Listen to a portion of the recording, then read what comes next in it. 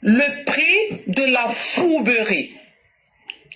Pendant longtemps, nous avions pensé que le champ politique n'était réservé qu'aux hommes.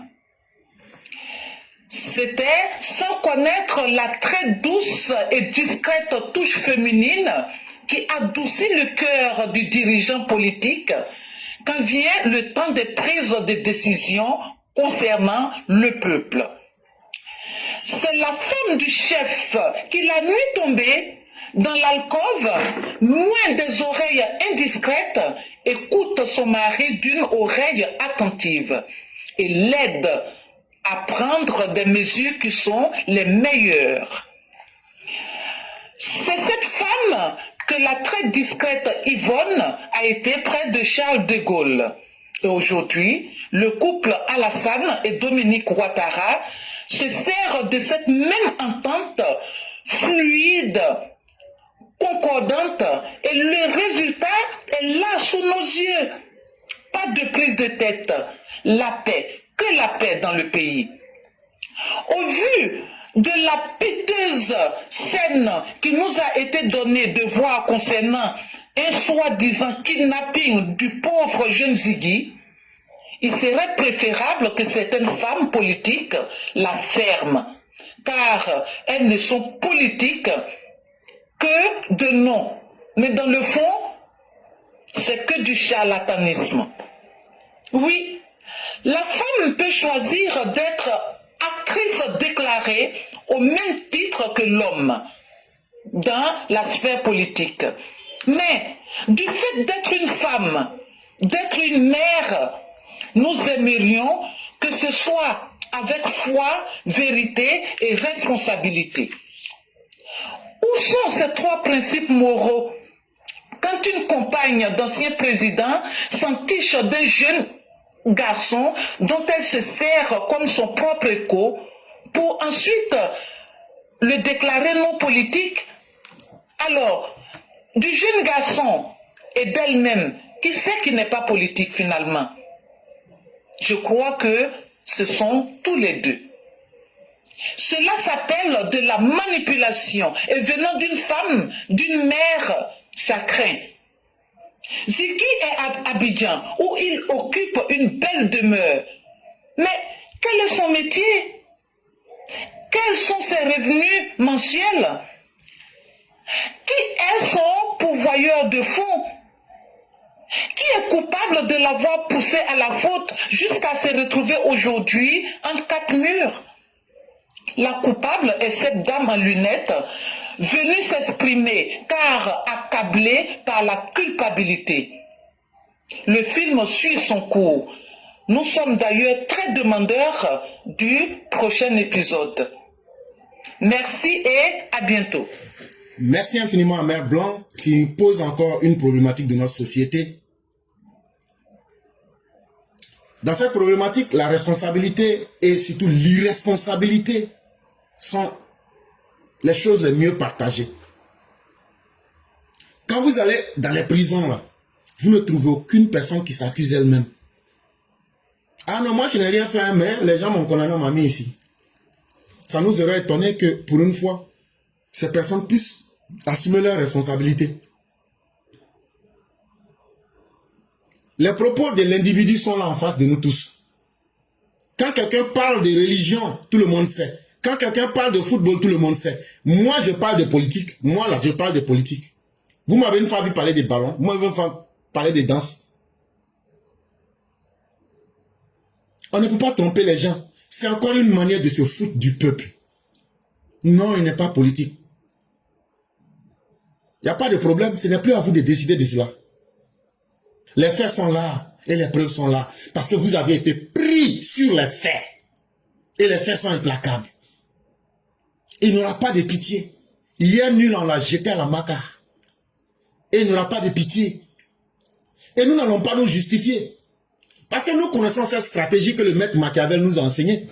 C'est justifier, c'est faire acte de faiblesse et tomber dans le jeu de l'autre. Nous n'allons nous expliquer face à personne. Action, réaction, neutralisation. Action, réaction, neutralisation. Action, réaction, neutralisation. Nous n'avons pas besoin de nous justifier. Les actes sont déjà là. Mais que chacun assume la lourdeur de ce qu'il a posé comme acte. C'est de cela qu'il est question. Et c'est ce que nous allons vous enseigner cette fois-ci. Et je le dis et je le répète, qu'aucune victime, on ne parle pas pour faire pitié. Personne n'a pitié de celui qui veut faire pitié. Réveillez les douleurs qui sont en vous pour atteindre ces criminels dans les carrefours, pour atteindre ces criminels dans les quartiers. S'ils sortent pour créer le chaos, nous allons leur dire que nous, en 15 ans, nous avons construit une société de paix. Le contraire de ce qu'eux ont réalisé, et nous n'allons pas accepter que ces personnes viennent nous insulter. Et ça, cette fois-ci, il faudrait que chacun soit chauffé à blanc pour atteindre cet objectif, pour imposer le respect pour une fois. Pour que la Côte d'Ivoire s'en sorte définitivement. Parce que cela n'a que trop duré. Et une seule personne ne peut pas faire toutes les époques. Le phénomène Laurent Gbagbo, ça suffit. La médiocrité et le désordre de Laurent Gbagbo, ça suffit. Et c'est à nous de mettre fin. Ce n'est pas Alassane Ouattara.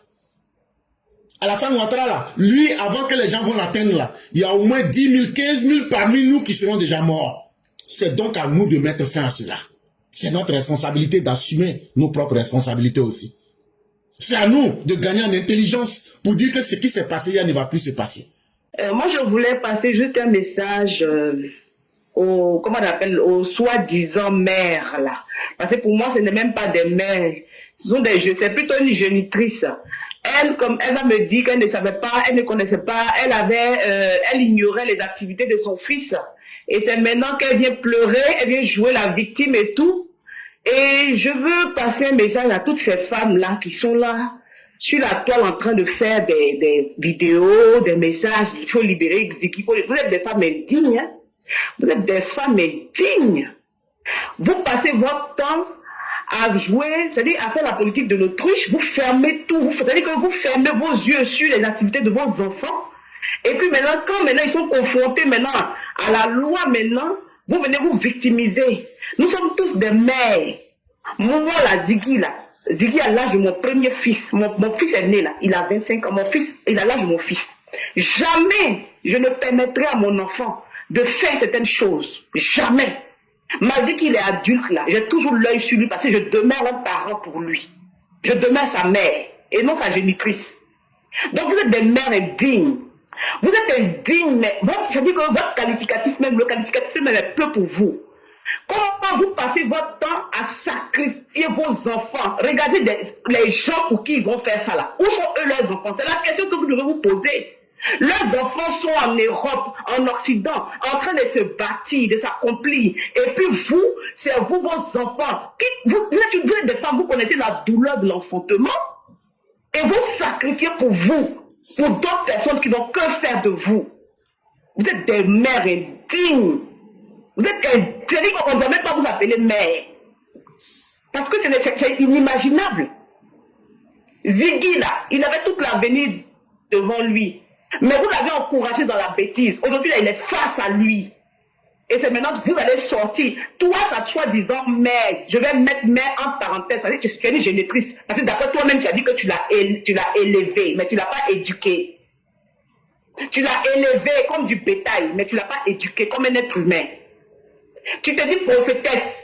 Mais en tant que soi-disant servante là, qu'est-ce que Dieu te dit dans ta Bible là, concernant les autorités? Il te dit dans ta Bible, si tu ne connais pas là, va dans Romains, le chapitre de Romains, prends le premier chapitre, commence à lire. Il te dit de respecter les autorités parce que c'est lui Dieu qui les a établis. Et tu permets que ton fils vienne manquer de respect à ces autorités-là. Quel genre de prophétesse es-tu, madame? Il faut aller te regarder dans une glace. Vous êtes dégoûtante à la fin. Éclaireur, je voulais juste passer ce message-là, et puis on va se reprendre sur TikTok. Mais vous êtes vraiment des mères indignes. Vous n'êtes même pas des mères, des génitrices. Vous êtes indignes. On ne devrait même pas vous donner l'occasion même de pouvoir enfanter. Vous faites honte. Je vais m'arrêter là, éclaireur. Merci beaucoup. Merci. Merci infiniment, chère mère. Merci pour ce que vous avez dit. Effectivement, dans le chapitre de Romains, que chacun se soumette aux autorités qui nous gouvernent, car toute autorité vient de Dieu, et celles qui existent ont été établies par Dieu. C'est pourquoi Celui qui s'oppose à l'autorité résiste à l'ordre de Dieu et résiste à l'ordre que Dieu a établi. Et ceux qui résistent attireront une condamnation sur eux-mêmes. Voilà qui est clair. Amen. Et que la grâce de Dieu soit sur nos chères mères. Amen. Vous pouvez Merci vérifier beaucoup, ça dans frère. Romains 13, verset 1. Là encore, vous allez comprendre que ce n'est plus un jeu. Celui qui s'oppose à Dieu aura le courroux et le châtiment de Dieu sur sa personne. Et chères mères, vous ne faites que bien le dire. Un être humain, ça coûte tellement cher qu'on ne doit pas simplement le nourrir et le jeter dans la nature, mais il faut l'éduquer. Il faut en faire quelqu'un qui puisse être source de fierté. C'est ça un être humain. Et beaucoup malheureusement sont des géniteurs, mais ils ne sont pas des hommes responsables. Ils ne sont pas des personnes responsables. Éclairé, nous sommes assis, on est en train de regarder. Aujourd'hui, on dit Dieu merci et Dieu merci. Nous les Ivoiriens, on est bien protégés. Nos pays est sécurisé. Et l'avenir de nos enfants, les dirigeants sont en train de discuter de ça. On dit merci à tous les dirigeants. Mais éclairé, c'est que moi je ne comprends pas. Et c'est que je ne vais jamais chercher à comprendre. Et je dis à tous les jeunes de ne pas chercher à comprendre. Ça, c'est le cas de Gbagbo et ses suiveurs. Gbagbo, c'est un nul dans politique. Gbagbo est le problème de la Côte d'Ivoire. Et Gbagbo n'a jamais apporté quelque chose de bien à la Côte d'Ivoire. Tout le monde sait. C'est fait en nos temps. Et Gbagbo a pris le temps dans nos vies qu'on ne pourrait jamais rattraper. Ça, c'est fini. Nous sommes déterminés. Nous sommes déterminés à parler à nos frères, à nos enfants, la vérité. Rien que la vérité. Chers jeunes, dans les histoires de la Mao, elle a dit, c'est qui, fille d'une maison, quel est son revenu? Cher Mao, Chao, tous ceux qui nous écoutent actuellement, je dis, la famille des équipes vit dans l'argent volé de Guillaume Soro. Et sa mère là, est repérée de Guillaume Soro. Elle sort, elle va écouter, elle rentre, venir donner des plans diaboliques. Et la famille de Ziki vit dans le mensonge. Tout le monde sait. Mais nous sommes témoins de tout ce qui s'est passé. Il y a beaucoup de familles comme ça en Côte d'Ivoire. Oui, il y a beaucoup de familles comme ça en Côte d'Ivoire. Quand on voit des pourriers qui ne font rien du tout, qui vivent dans les domaines, il fait des trucs que vraiment ceux-mêmes qui travaillent n'arrivent pas à faire. On va se poser la question où l'argent quitte. L'argent ne tombe pas du ciel. Ceux-mêmes qui sont en train de faire effort ont des problèmes à survenir à leurs besoins. Après, il faut des fourriers qui doivent explorer sur le réseau, inciter l'État et narguer la population. Et nous sommes assis. C'est Mao. Ne cherchez pas loin. C'est l'argent volé des opposants. L'argent volé du Guillaume Soro. Et la maman de Siki là, tout le monde connaît, tout le monde sait. Elle voit, elle va faire quoi? Elle a quel chiffre d'affaires? Elle a quelle entreprise? Donc, à un moment donné, la Côte d'Ivoire, ça nous appartient, nous les jeunes. La libre expression, c'est pareil pour nous tous. Nous, on est d'accord. Chacun va dire ce qu'il veut. Mais nous, on est assez éclairés. Ce qui s'est passé là, ça ne va jamais se répéter. Parce que nos biens et la vie de nos frères étaient détruits. Mais nous, on ne parle pas parce que le président est sorti. Lui qui a été victime pour dire à tous les Ivoiriens de pardonner. Nous, on a respect pour le président de la République. Nous, on a respect pour l'institution de Côte d'Ivoire. C'est pourquoi nous sommes serrés et on assis. Mais cela ne veut pas dire qu'on ne voit pas clair. Cela ne veut pas dire qu'on n'a pas le mal dans nos cœurs. Mais, quand tu pardonnes à quelqu'un, il ne veut rien comprendre. Et le président a parlé, nous respectons la Côte d'Ivoire. Nous pouvons le vivre ensemble. Nous sommes assis, on regarde.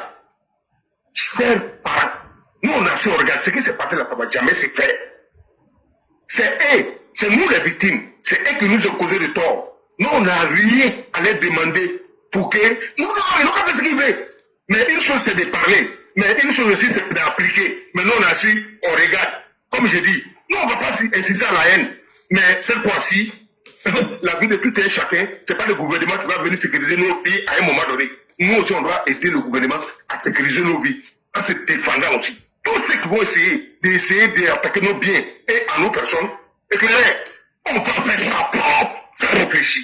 Et on va les dire, la Côte d'Ivoire là, c'est un bien commun. C'est pas venir d'un barrage de malade de papa et maman de quelqu'un. Donc éclairé, je m'arrête là, je vous dis merci. Puisqu'il n'y a pas de temps demain, on est sur TikTok. Je vous dis merci, je suis Smith. Vraiment, merci beaucoup le cyclone. Et ce que vous avez dit, nous-mêmes, on a fui Côte d'Ivoire pour venir en Europe là.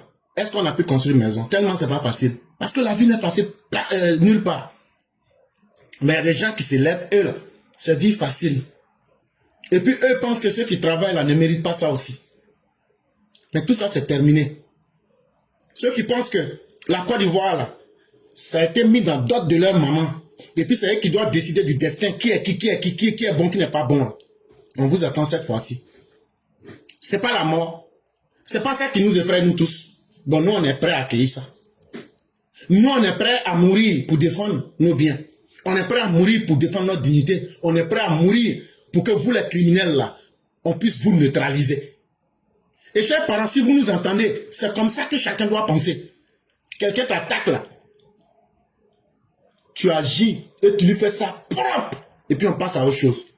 Parce que ceux-là, c'est des sauvages. Tant qu'on ne va pas leur montrer qu'on est plus sauvage que eux là, ils ne vont pas comprendre. Mais attendons, ils n'ont qu'à nous donner une petite occasion. Ils n'ont qu'à nous donner une petite occasion, ils vont voir de quoi on est prêt. Vous n'avez pas dit que c'est vous qui êtes fâchés. Nous, on vous attend au tournant. On vous attend au tournant. Nous, on ne va pas agresser quelqu'un. On ne va pas attaquer quelqu'un. Mais c'est que ce que vous aviez l'habitude de faire là, on ne va plus vous laisser faire ça pour faire du mal aux gens. Ça, c'est fini. Et le cyclone, je suis très d'accord avec toi-même. Et on n'a qu'à continuer à sensibiliser les parents. On n'a qu'à continuer, il n'y a pas de peur. On va avoir peur pour fuir pour aller où? On va avoir peur là-haut. Est-ce que tous les Ivoiriens peuvent quitter la Côte d'Ivoire? On va avoir peur là-haut. Est-ce que si nous tous on quitte pour aller dans les pays limitrophes, là, la Côte d'Ivoire va être pour qui? Ça va être pour les enfants des étrangers. Donc, vous allez fuir votre pays pour aller être étranger chez les autres. Il est mieux de rester et puis défendre notre pays. Personne ne fuit. Personne n'aura peur. Tout le monde va se défendre. C'est de cela qu'il est question. Et donc, continuons à sensibiliser les parents, à encourager les parents. Ils n'ont pas à avoir peur. Ceux qui ont peur, c'est ceux qui ont perdu le pouvoir. S'ils étaient intelligents, ils n'allaient pas perdre. Donc là, ça veut dire c'est nous qui avons la force. C'est nous qui avons la détermination. On a le droit de notre côté. On a la vérité de notre côté. De quoi est-ce que donc on a peur? Continuons à expliquer dans toutes les langues de la Côte d'Ivoire à nos parents ivoiriens que la politique là, c'est pas venir pour tuer les gens chaque 5 ans. Et que nous là, le message qu'on lance, ça peut être dur. Les gens peuvent ne pas aimer. Mais c'est pour protéger la vie. C'est pour dire aux gens d'être conscients de sauver leur propre vie. Et de ne pas laisser des voyous venir s'amuser avec leur vie. Et tu as bien fait d'insister. Le petit Ziggy là, regardez son mode de vie.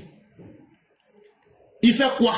Si on pose cette question-là à ceux qui l'entretiennent là, ils enlèvent l'argent là-où?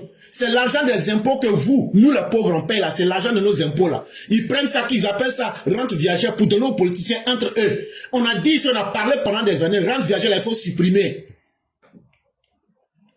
Mais le gouvernement ne veut pas nous écouter. C'est ça qui encourage, ils prennent l'argent qu'ils gagnent facilement là pour payer des armes pour tuer les enfants. Notre propre argent d'impôt, c'est ça qu'ils prennent pour nous tuer. Et ils disent qu'on n'a qu'à s'asseoir. Nous, on ne va plus s'asseoir. Même si Alassane Ouattara nous dit de rester tranquille, on ne restera pas tranquille. Et le cyclone, merci d'être sorti. Merci on n'a qu'à continuer à appuyer là-bas encore. Demain encore, là, sur TikTok, là, on va aller encore pour approfondir. Vraiment, merci beaucoup. Excellente soirée à toi et que Dieu nous protège et qu'il nous donne tout ce qui est bon et tout ce qui a de positif. Amen. Merci à vous également. Merci pour l'écoute à tout le monde. Merci beaucoup le cyclone. Chers Ivoiriens, ces gens-là nous ont trop insultés. Babo, Bédié, tout cela, depuis ils sont en politique là, ils ont fait quoi et puis ça a arrangé tous les Ivoiriens? Rien. Ceux qui les supportent, ceux qui ne les supportent pas, ils n'ont jamais rien fait qui arrange quelqu'un dans le pays là. Mais c'est eux qui profitent de nous, de nos agents d'impôts. C'est eux qui bénéficient avec leurs enfants. Et aujourd'hui, ils disent, on va imposer, nous et nos enfants. Ils vont vivre facilement sur notre dos. Ils s'en vont prendre des fils de Burkinabés, des fils d'étrangers, des gens perdus, pour venir encore se moquer des Ivoiriens. Est-ce que toi, ça ne t'énerve pas? Est-ce que toi, ça ne te fait pas mal? Est-ce que toi, tu ne peux pas être un homme politique un jour? Est-ce que toi aussi, tu n'as pas un avenir à défendre?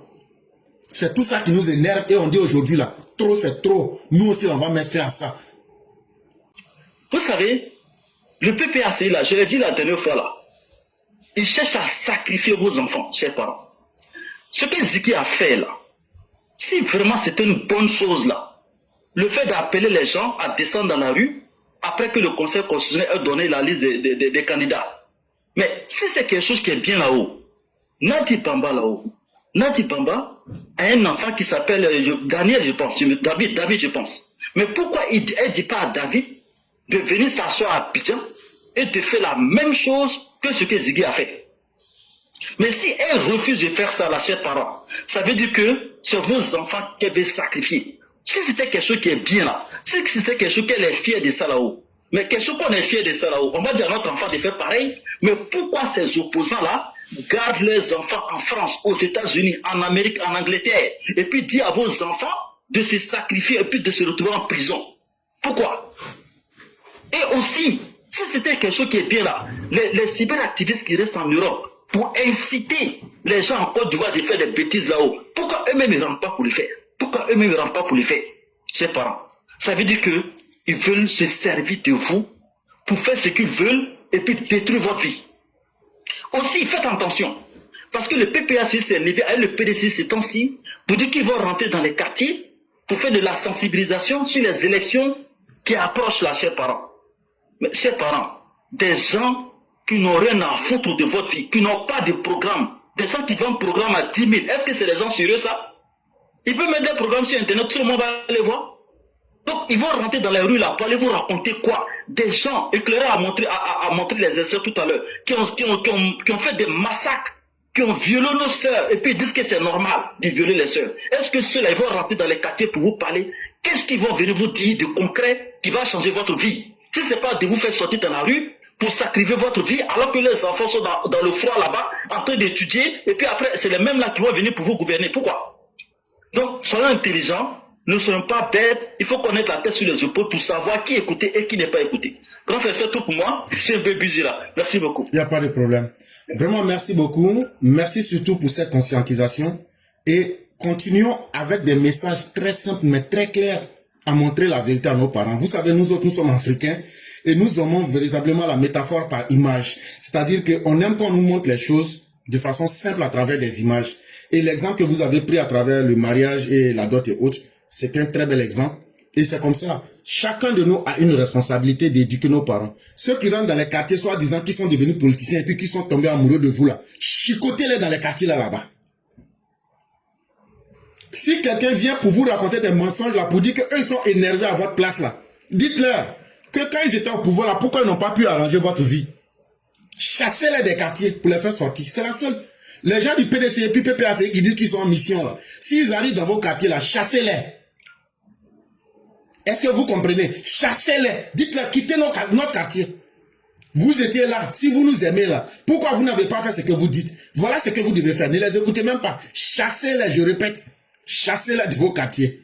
Et quand c'est comme ça là, ils vont aller se la faire ailleurs. Et comme ça, le monde va avancer. Aujourd'hui, nous savons où se trouve notre bonheur. C'est ça qui est le plus important. Et vraiment, merci à vous-même. On va vous libérer en vous souhaitant une excellente soirée. Merci à vous aussi. Je vous en prie. Mesdames et messieurs, nous allons terminer avec Mère Sali. Je vous dis merci de nous avoir suivis. Merci de nous faire confiance. Merci de continuer à maintenir le cap. Est-ce que vous entendez encore parler des cap CI? Ceux-là, ils savent dans quoi ils sont. Mais on va les broyer méthodiquement pour les mettre dans la poubelle. Confrontation qu'ils veulent là. Nous sommes demandeurs de ça. On est pressés même pour qu'on le finisse.